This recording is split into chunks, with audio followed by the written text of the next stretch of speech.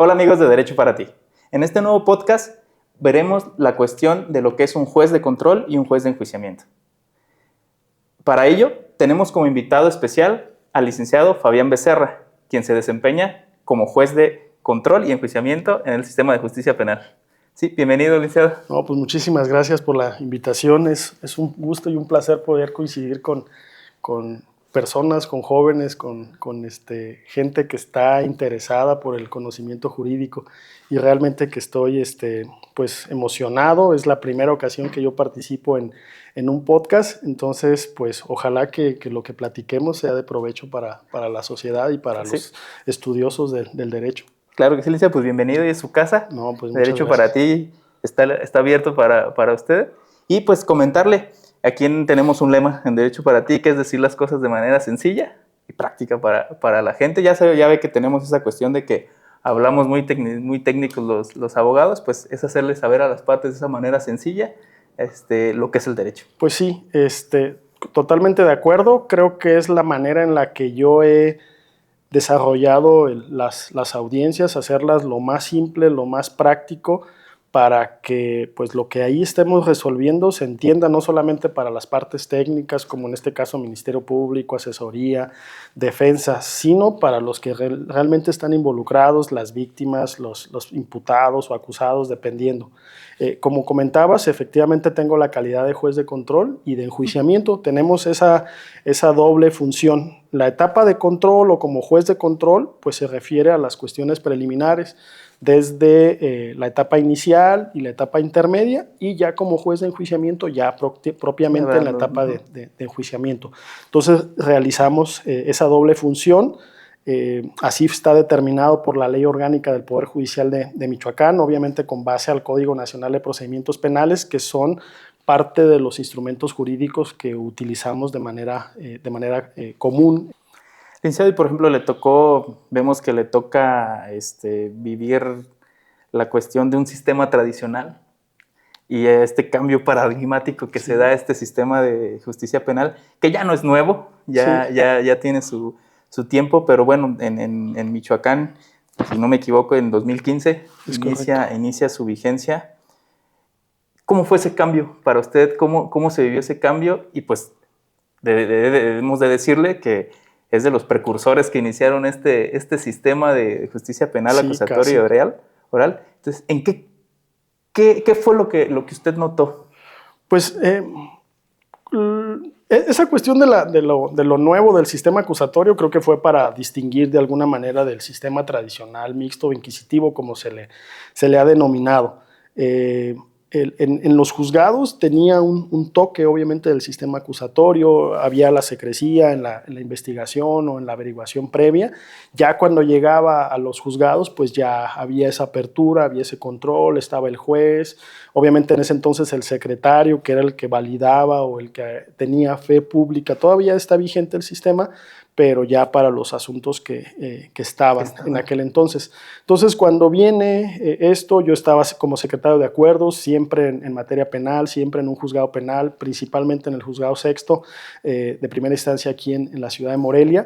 Entonces, viene la convocatoria, había una primera convocatoria en donde principalmente jueces que estaban en funciones, algunos secretarios, alguna persona externa, porque también era un concurso abierto, y ahí surge esa primera generación. En ese entonces yo estaba estudiando la especialidad en Administración e Impartición de Justicia, que fue en coordinación entre la Universidad Michoacana de San Nicolás de Hidalgo y el Supremo Tribunal de Justicia del Estado. Entonces estaba yo en esa especialidad, había estado en un diplomado de manera previa y pues venía todo este boom del sistema acusatorio, y pues yo siempre en materia penal pues dije, creo que esto puede ser algo en donde yo pueda tener oportunidad. Entonces me inscribo, eran como unas 70 personas que estaban en un preselectivo porque solamente había para 20 espacios, y afortunadamente quedo en segundo lugar de las personas que fueron seleccionadas, y empezamos el curso. Un curso más o menos como de un año, que al final nos dieron una constancia como de más de 500 horas de capacitación, y después de las personas que aprobamos el curso, entrábamos al concurso. Era a través de primero un examen teórico, de todo lo que nos estuvieron, todos los módulos que estuvimos llevando en el curso, y posteriormente un examen práctico, una audiencia inicial como las de ahora, en donde teníamos a personas muy capacitadas, eran ministerios públicos, eran defensores públicos del estado vecino de Guanajuato, en donde un caso era un caso real que efectivamente había sucedido, un secuestro de un niño, y pues teníamos que controlar. Nos decían, tú tomas en cuenta que la audiencia es como si fuera real. Teníamos auxiliar, teníamos sinodales porque eran magistrados que habían invitado también del estado de Guanajuato, pero de repente llegaban ahí un cuate con una cartulina y justicia, justicia, y pues tú tratabas de tener el control. Obviamente tenías un niño, si era factible tener un niño, y aparte era un muchacho, en realidad era un chavo mayor de edad, pero tenías que tomar en cuenta de que era un niño. Entonces, pues, oye, pues es importante que estés aquí, pero pues tienes que tomar en consideración que no es lo correcto, va a estar la persona que está siendo señalada, entonces el hecho de que tú estés en ese contacto, pues no es lo adecuado. Te voy a llevar a otra sala donde te van a cuidar, para que tú puedas, si quieres, estar viendo, y enseguida te vamos a informar qué es lo que sucede. A esos retos, ¿no? Que se enfrenta, o sea, el juzgador para... Y para esto, primero hubo una tómbola, o sea, porque no me acuerdo si éramos los 20 que estábamos participando, pero primero entramos ahí al Instituto de la Judicatura, en donde en la escuela judicial, ahí hicimos el selectivo, en qué horario te iba a tocar, porque pues más o menos la audiencia duraba como unos 50 minutos el examen teórico. Entonces fue un reto para todos, algo, pues emociones, a veces la ansia, el llanto inclusive de esa situación. Y posteriormente ya la última etapa de este concurso, pues era un examen prácticamente. Nosotros no sabíamos, nos íbamos a presentar ante el Consejo, ante la presidencia de carrera judicial del propio Consejo de la Judicatura o del Consejo del Poder Judicial, en donde teníamos al presidente y teníamos pues a los 3 integrantes del Consejo de esta presidencia, en donde pues pareciera como que eran ya cuestiones más éticas, más cuestión con relación a la profesión, pero realmente era como cuando te presentas en tu examen recepcional, ¿verdad? Entonces ahí te preguntaban de todo, y de ahí pues se seleccionaron las personas que aprobaron, y afortunadamente me tocó vivir, estar en la reserva. Y ya posteriormente, como dices, el sistema inicia en el 2015, yo inicio en junio del 2016, fue de manera gradual la implementación del sistema acusatorio aquí en Michoacán, primero Morelia y Zitácuaro, posteriormente Uruapan, Zamora, y finalmente Apaxingán y Lázaro Cárdenas. Y entonces al mes de que se había implementado en Apaxingán, me ascriben como juez, y desde ahí he estado en este andar. Pues sí, y realmente orgulloso siempre de hacer las cosas bien y tratar de servir de la mejor manera. En serio, yo creo que uno de los cambios pues, paradigmáticos en este sistema se da en la cuestión de inmediación. ¿Por qué? Porque anteriormente en el sistema tradicional pues hablábamos con un expediente y todo era por escrito y te resuelvo los 3 días, o las cuestiones urgentes pues se resolvían de manera urgente. Pero ahora la cuestión de inmediación, donde el juez directamente es el que trata con las partes para resolver, pues yo creo que ese es uno de esos cambios que se da de manera sustancial, y pues la cuestión de la oralidad. Sí, definitivamente. Es una de las situaciones, creo que favorecen mucho a este sistema acusatorio, porque era una de las críticas el que no sabías quién te resolvía. Sí, claro. Entonces, ahorita en esta dinámica, pues hay una área en donde nosotros estamos, el estrado, no sé cómo tiene diversas denominaciones, pero está el juez de frente a las partes. De un lado tiene el Ministerio Público, está la asesoría jurídica, del otro lado está las víctimas cuando quieren o desean acudir, del otro lado está la defensa, la persona que está siendo señalada, el imputado. A veces tenemos un sinnúmero de personas, pero pensemos que solamente fueran estas. Y el juez ahí. Tenemos a un auxiliar de sala, que es el que se encarga de que todo esté funcionando la grabación, porque todas las audiencias además son videograbadas.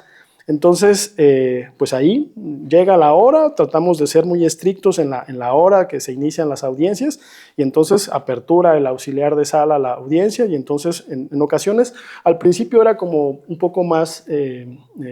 como mucho protocolo, pónganse de pie para que entre el juez y situaciones así. Ahorita, pues por la misma dinámica, entonces ya estamos ahí sentados, estamos en espera de la presentación, de que se inicie la grabación y ya a partir de ahí yo tomo el control. Ya, a ver, identifico las partes, trato de hacerlo muy sencillo, utilizo el mallete para abrir la audiencia. Buen día, ¿cómo están? Vamos a iniciar la audiencia. Para efectos de registro, el Ministerio Público ya se identifica, les digo, ya tengo yo nota de la calidad con la que se presentan. Claro. En ocasiones, cuando son las primeras audiencias, pues obviamente hay que verificar que sean las personas idóneas, que el abogado, tanto de la víctima como de la defensa, pues sean licenciados en Derecho, tengan su cédula profesional. Ya tenemos un registro previo, hay un sistema de administración judicial, lo denominamos CIAG por sus siglas. Entonces existe ese registro previo, entonces ya más o menos tenemos idea de la calidad, ya se verificó sus cédulas profesionales para garantizar los derechos de las partes involucradas. Entonces inicia el protocolo, Ministerio Público ya da su nombre, asesor jurídico, regularmente la mayor cantidad de los asuntos los lleva la Comisión Ejecutiva de Atención a Víctimas. Se identifican, se verifica, como son personas que ya conozco de manera cotidiana, pues yo ya puedo decir, a ver, yo ya verifiqué su audiencia, ya he estado trabajando en muchas audiencias, sé de la capacidad, de las capacidades que tienen, y le digo a la persona si está la víctima, si tiene alguna duda sobre sus derechos, si ya tuvo oportunidad de entrevistarse con su abogado, si está de acuerdo que sea esta persona quien lo va a presentar, y lo mismo por lo que vea al otro. Pero es ahí, o sea, es el juez quien tiene el control, ahí las partes nos tienen identificados, obviamente subimos con nuestra toga, como para una cuestión simbólica, y esa solemnidad que muchas veces requiere la audiencia. Pero siempre el juez, o sea, siempre el juez presente.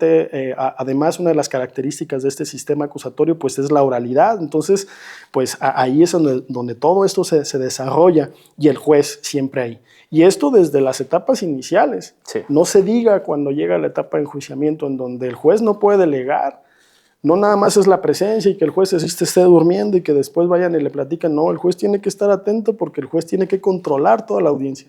Ya en esta etapa cúlmine del procesamiento, del enjuiciamiento propiamente, pues ahí es donde viene el debate, iniciamos con alegatos, las objeciones cuando está en el desarrollo de la prueba, cuando está en el testigo, obviamente cómo se presenta el testigo, las prevenciones que se le hace, se le dice que hay consecuencias graves y miente, se le trata de explicar de la mejor manera para que entienda de qué manera se va a desarrollar, porque es algo novedoso, por lo menos para mucha gente, porque pues por parte del Ministerio Público, pues en la triada investigadora, en donde pues tienes peritos, donde tienes policías, donde tienes incluso ministerios públicos que en ocasiones realizan actos de investigación, pues esos ya conocen el sistema, ya saben, a lo mejor ahí no te entretienes tanto en las prevenciones, pero para las personas que son nuevas, que es la primera ocasión que comparecen a un juicio, pues sí trata uno de explicarle todos esos temas, pero es esa inmediación, el juez.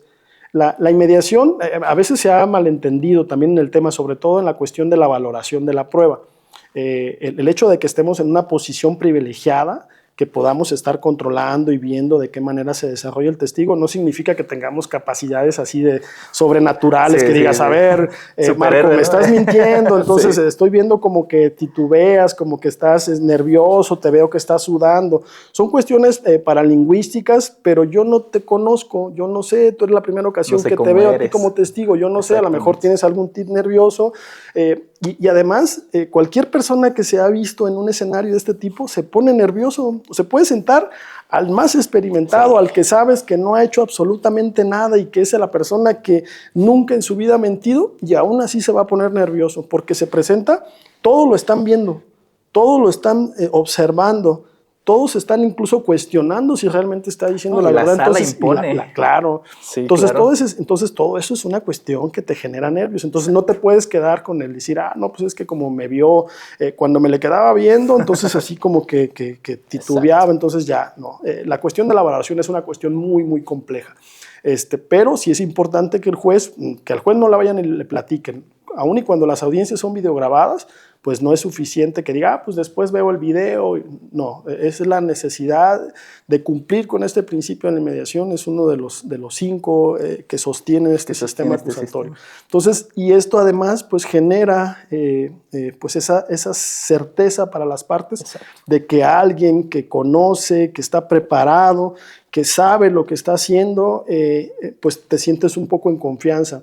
Tal vez el problema que yo tengo puede tener, es un volado, no sabes hacia dónde se va a resolver, pero por lo menos la persona que esté ahí sabe lo que está haciendo, está haciendo las cosas de manera correcta, está siendo imparcial, no tiene ninguna preferencia. Claro. Y está siempre ahí. Está siempre ahí. No es algo de que después le vayan a platicar. Entonces esto tiene que ver, esto es parte de este paradigma que comenta la inmediación. Licenciado, y por ejemplo, hablábamos al principio de esta doble función que tiene usted como juez de control, juez de enjuiciamiento, que nos pudiese hablar un poco de esa diferenciación. Claro. ¿Qué es un juez de control? ¿Qué es un juez de enjuiciamiento? Bien, pues el juez de control se encarga de las etapas previas, incluso tienes limitantes, o sea, si actúas como juez de control no puedes actuar en ese mismo asunto como juez de enjuiciamiento. Entonces el juez de control se encarga desde las cuestiones preliminares, una solicitud de una orden de aprehensión, una orden de cateo, una tutela de derechos, obviamente una audiencia inicial que implica pues diferentes maneras de que la persona sea conducida a proceso. Pensemos que una persona es detenida cometiendo un delito, entonces la policía va y lo detiene, le dice, a ver, hay un señalamiento en tu contra, están señalando de que tú te apoderaste o que tomaste algo de una tienda y esta persona nos avisó, nosotros incluso te vimos saliendo de la tienda y entonces te vamos a llevar con el Ministerio Público. El Ministerio Público tiene 48 horas para resolver su situación jurídica. Si decide llevarlo ante el juez, entonces pues se mantiene privado de su libertad esta persona y es presentado ante el juez. Y entonces hay que garantizarle todos los derechos, todas las garantías judiciales que están involucradas, entre ellos, pues, que tiene derecho a un abogado, que tiene derecho a no declarar, que tiene derecho a contestar a lo que le estén realizando sobre esos señalamientos. Entonces, en esa audiencia inicial como juez de control, creo que de ahí puede venir la denominación. Hay que controlar, en algunas ocasiones se denominaba juez de control de garantías, porque hay que verificar que la autoridad que generó el acto de molestia como parte de los derechos fundamentales de que nadie, conforme a lo que establece la Constitución, nadie puede ser molestado en su persona, entonces la policía lo detuvo, entonces hay que ver por qué lo detuvo y en qué circunstancias lo detuvo y hay que verificar en ese primer momento. Entonces estamos controlando el procedimiento. Entonces llega la solicitud a través de una interconexión, al menos en el sistema, en el CIAC o en el Poder Judicial de Michoacán, en donde se convoca a las partes para audiencia. Nos informan que hay un control de detención, obviamente dentro de la audiencia inicial, pero hay que verificar las circunstancias de la detención. Se convoca a todas las personas que están involucradas, obviamente al Ministerio Público que está solicitando la audiencia.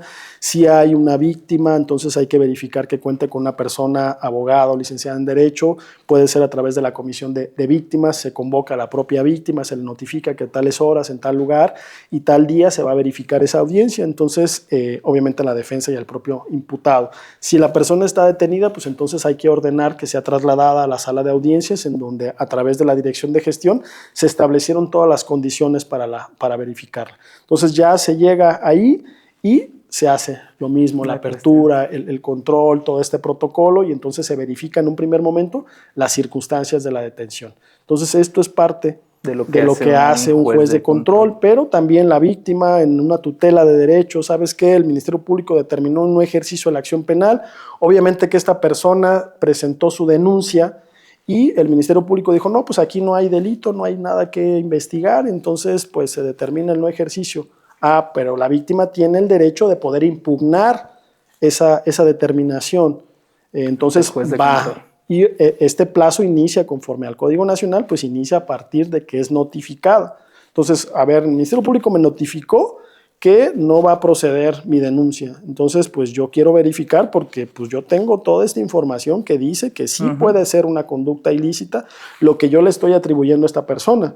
Entonces pide audiencia de tutela de derechos y ahí se plantea a quién invitamos, a quién convocamos a la audiencia, pues obviamente a la víctima, que la víctima cuente con una persona, abogada, licenciado, un asesor jurídico que lo represente, al propio Ministerio Público. Si está identificada la persona que está siendo señalada, el imputado, quien pueda tener la calidad de imputado, también se le invita y también se garantiza el derecho de la defensa. Y ahí también, todo en audiencia, siempre, o sea, este sistema, esas es las ventajas, porque es todo en este escenario, no es como en el sistema tradicional, en donde se presentaba por escrito la solicitud y espere la resolución o espere la determinación. Acá no se convoca y todo depende de los plazos que establezca la ley de convocar a las partes. Obviamente que tenemos una carga importante, tenemos mucho trabajo, pero se trata de buscar los espacios para que se pueda dar esa atención lo más pronto posible. Y ahí igual, el juez verifica a ver qué fue lo que sucedió, de qué se está quejando, y tengo facultades para decir, ¿sabe qué? Si hay mérito en la investigación, si hay la posibilidad de que ese hecho haya acontecido en esas circunstancias y que alguien sea responsable, pueda ser señalado como responsable y que pueda haber cometido esa conducta, y entonces decir, ¿sabes qué? Hay que revocar esta determinación, continúa investigando, queda sin efecto su determinación de no ejercicio de la acción penal, y entonces para poder continuar. Sí. También en la etapa, lo que te comento en la etapa inicial, pues tiene un procedimiento desde diferentes situaciones. Y iniciamos, por ejemplo, lo que seguramente es más común para la gente, el tema de la vinculación a proceso. Si se vincula a proceso una persona, se determinan medidas cautelares en caso de ser necesarias, se establece el cierre de la investigación, pero también las partes pueden llegar a salidas alternas, acuerdos reparatorios, suspensiones condicionales, prórrogas, porque muchas veces se establece que se le da un mes al Ministerio Público para que concluya su investigación, pero necesita más tiempo y la ley le permite que tenga más tiempo, entonces pueden solicitar una audiencia y se prorroga la investigación por más tiempo. En ocasiones la víctima o el imputado estuvo solicitando acto de investigación y el Ministerio Público no lo realizó, y ya se cerró, ya se concluyó la etapa de investigación, pueden solicitar la reapertura de la investigación. Entonces, es un sinnúmero de audiencias que verificamos de manera cotidiana. Esto en la etapa inicial, porque también verificamos la etapa intermedia como jueces de control. Ya la etapa intermedia tiene implicaciones de la depuración, ya qué es lo que va a suceder. El Ministerio Público ya acusó, porque ese es uno de los requisitos, y lo hace de manera escrita, que esa es la fase escrita de la etapa intermedia, donde presenta esta acusación, se convoca a todas las partes, se les da traslado de ese escrito de acusación para que también se pronuncien en los tiempos que establece la ley, y se convoca a una audiencia en donde vamos a debatir, vamos a ver el tema, o las partes van a debatir y el juez va a controlar, en donde hay que verificar, a ver, ¿cuáles son los hechos controvertidos? Esto es lo que fijó la litis en el auto de vinculación, estos son los hechos penalmente relevantes, pero hay cuestiones que las partes no tienen interés. Pensemos en una persona fue privada de la vida, y la persona dice, pues sí, o sea, tenemos todo para establecer que la persona falleció, o sea, no hay duda, o sea, no es que esté extraviado, no, la persona fue privada de la vida, tenemos información en la necropsia, testimonios que establecen que la persona estaba viva y que a consecuencia de estos hechos perdió la vida o le fue suprimida la vida, y ahí no hay debate. En realidad, pues dice, pues sí, o sea, desafortunadamente la persona está muerta, no podemos hacer nada al respecto, pero yo no la maté. Entonces, esa es la teoría de la defensa, es la teoría del acusado. Pues sí, pues es muy triste, la verdad es que ni lo conocía, pero pues yo no, o sea, yo no lo maté. O sea, podemos acordar que efectivamente la persona falleció, que falleció a consecuencia de disparos de arma de fuego, pero pues yo no tengo nada que ver, porque yo no estaba en ese lugar. Yo estaba en otro lugar completo. Es correcto. Entonces, eso es parte de lo que se verifica en la audiencia intermedia. Con motivo ya del auto de apertura a juicio, que es el que se emite con motivo de la audiencia intermedia, ahí concluye nuestra actividad como juez de control. Y en ese caso en específico, yo no puedo continuar conociendo en la etapa de enjuiciamiento. Sería ya otro juez el que otra persona juzgadora para dictar la resolución. Para convocar a las partes a juicio. Obviamente que en asuntos en donde yo no haya intervenido, donde yo no haya conocido, sí puedo intervenir. Y todo esto se hace a través de esta dirección de gestión. De acuerdo a la ley orgánica del Poder Judicial, la dirección de gestión tiene esas facultades para determinar qué persona juzgadora es la que va a intervenir. Okay. Perdón. Ahora con todo este tema, pues, Creo que nos queda claro la cuestión de qué es un juez de control, hasta qué límites tiene el juez de control. Y pues lo último, nada más preguntar en 5 palabras, ¿qué retos tiene un juez? pues creo que 5 palabras serían Sí, ¿verdad? Un poco. imposible, pero creo que servir de manera cercana, pues tratar de ser lo más objetivo posible, obviamente siempre de manera imparcial, tenemos que resolver de manera autónoma, independiente. Entonces, pues en realidad es tan complejo esta actividad que quien tenga la intención, pues realmente tiene que tener una preparación, pues no solamente cuestión docentes o de la escuela, sino realmente es el día a día, el haber trabajado. A mí me sirvió mucho el haber estado muchos años como secretario de acuerdos porque aprendes a tener ese control de las partes. Y esto creo que se vio tal vez representado en la actividad que yo realizo en la audiencia, porque de repente todo se puede distorsionar, o sea, todo el mundo quiere hablar y todo el mundo quiere debatir y de repente se puede malentender de que la cuestión adversarial del sistema acusatorio es llegar y pelear y yo decir y bla, bla, bla. O sea, todos quieren decir algo. Entonces el juez pues es la persona juzgadora tiene que controlar la audiencia. Aquella dirección. Entonces, dirigir la audiencia. Entonces, si se te sale de las manos el control de la audiencia, entonces no vas a llegar a buen puerto.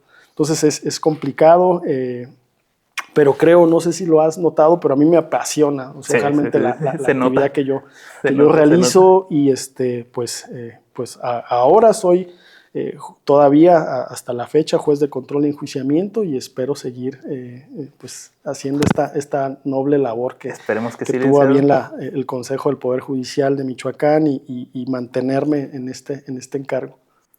Licenciado, pues nos queda clarísimo en toda esta cuestión de esa actividad que tienen los impartidores de justicia en el sistema penal acusatorio.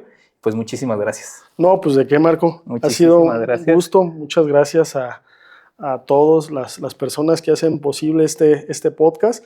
Yo creo que abonan para que la gente, la sociedad, no solamente las personas que les interesa el derecho, sino en general la actividad que nosotros como juzgadores hacemos día con día, con muchas ganas, con mucho ánimo, con la plena intención de poder servir a la gente de manera cercana. Estoy realmente agradecido con ustedes por todo esto. Y pues no sé si me permiten, claro que les sí. traemos un pequeño obsequio.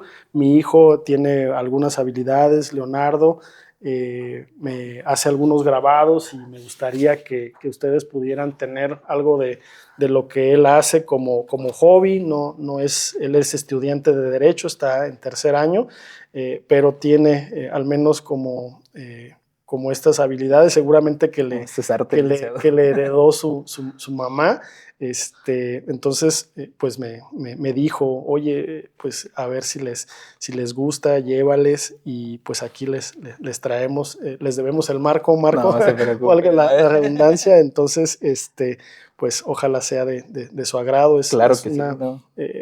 Es algo muy, muy significativo para él y obviamente pues yo me siento orgulloso de él y del trabajo que él hace en sus ratos libres. Claro que y pues sí, nuevamente agradecerle su invitación. Gracias, licenciado.